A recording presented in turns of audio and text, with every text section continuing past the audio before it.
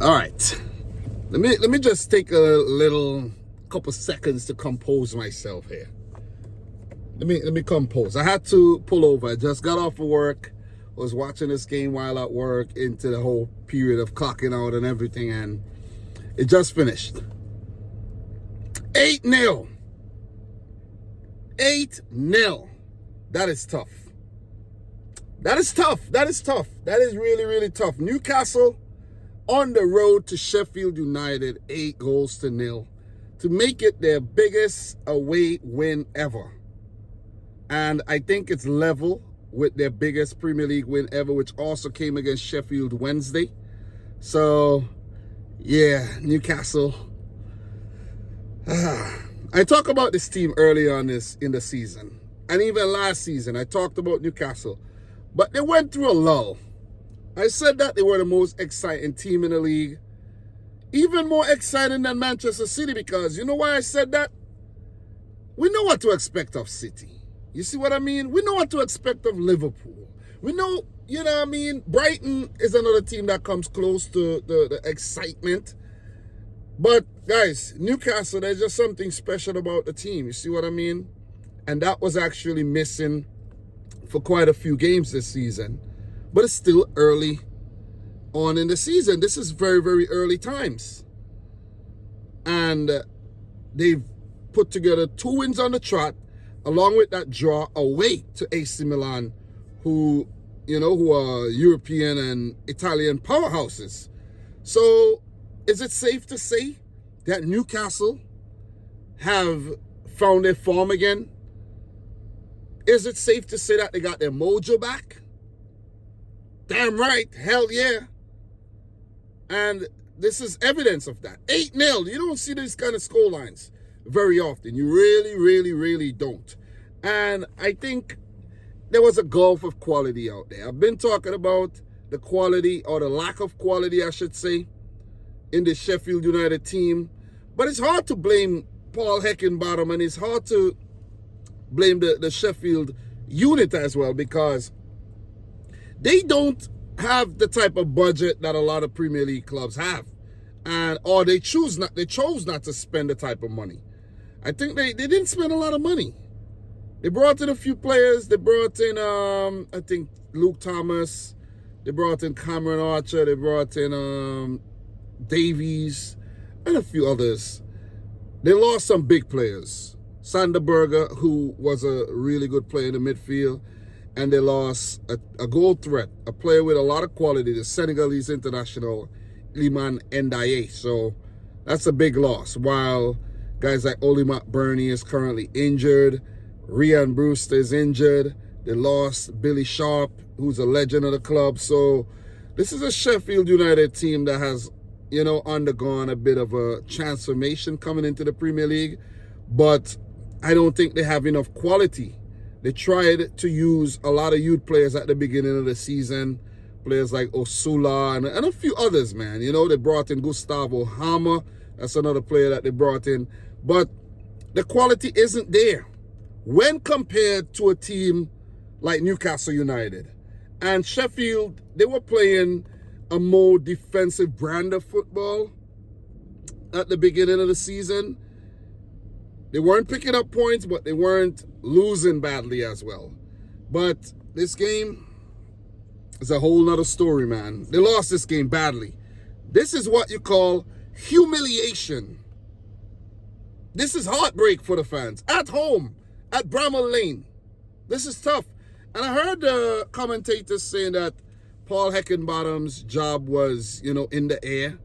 And that Chris Wilder could be going back, I should say, as a Sheffield United boss. But I think Paul Heckingbottom has done a great job with that team, because I could remember when Chris Wilder was sacked, Paul Heckingbottom was given a job, and they went down into the Championship, rebuilt, and 2 seasons after being relegated from the Premier League, they came back. So they spent two years in the Premier League, 2 years in the Championship. Now they're back in the Premier League. If I'm not wrong, I think that's how it went. And they were magnificent last year. So the thing is, when you go from the Championship to the Premier League, look at what a team like Nottingham Forest did. It was a complete overhaul. Look at what a team like Fulham did. They brought in a lot of quality. Bournemouth brought in a lot of quality. And they could also learn a lot from Bournemouth because Bournemouth got spanked 9-0, I think, last season by Liverpool. If that was the scoreline, I can't remember. But I know Liverpool scored 9 goals and Bournemouth still survived.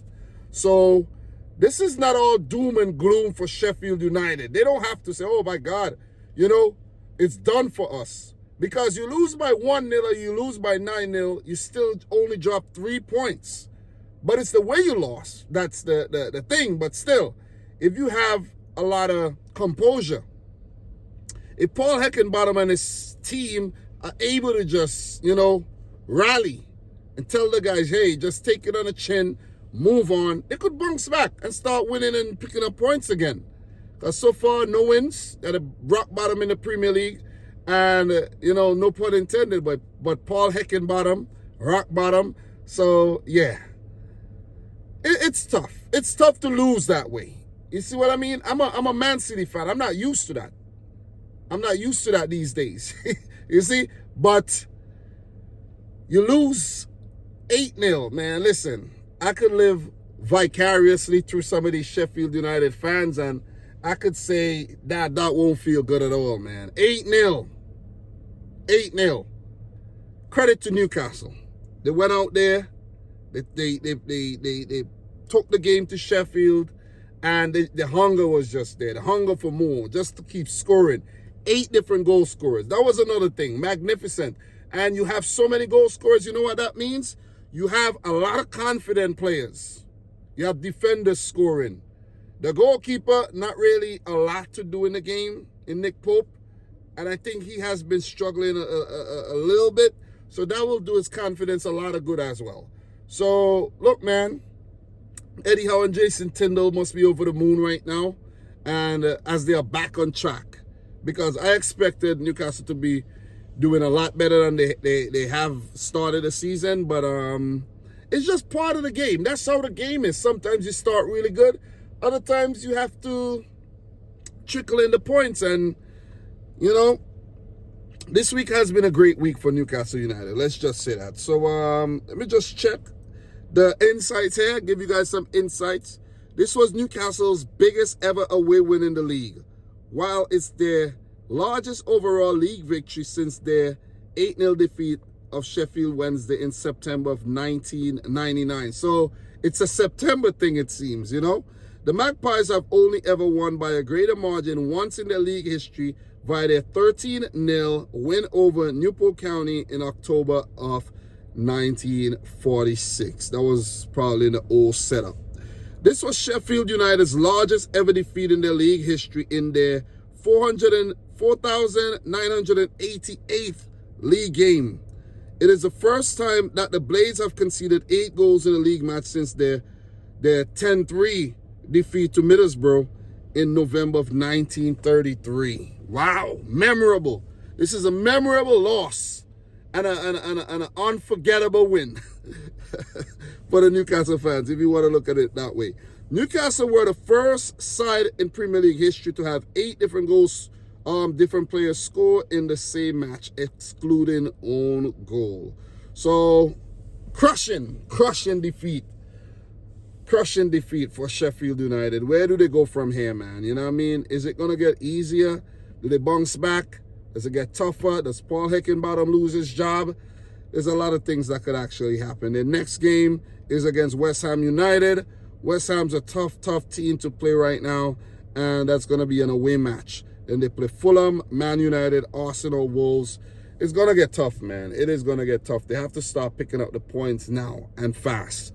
Seriously. So, in terms of Newcastle United, in this game, goal scorer, Sean Longstaff, Dan Burn. The Longstaff goal should not have counted, in my opinion, because I think Anthony Gordon, he hands the ball in the whole play. But I guess it was either oversight or maybe the rule states that it's not handball. I don't know. You see what I mean? They change these rules up so often. The Dan Burn goal was a really good goal from the corner. The Buckman goal was a really good goal from the free kick. Callum Wilson, I think, had a poor game. He could have done a lot better. He could have scored more goals. Newcastle could have scored 13. You see what I mean? Fotheringham, the goalkeeper, palmed over a few over the bar, and Newcastle wasted a couple shots there as well. Anthony Gordon, I think, who came on early for the injured Harvey Barnes, was the man of the match in my opinion. Just the youth, the vigor, the running. He was just all over the place, and he has quality about him as well.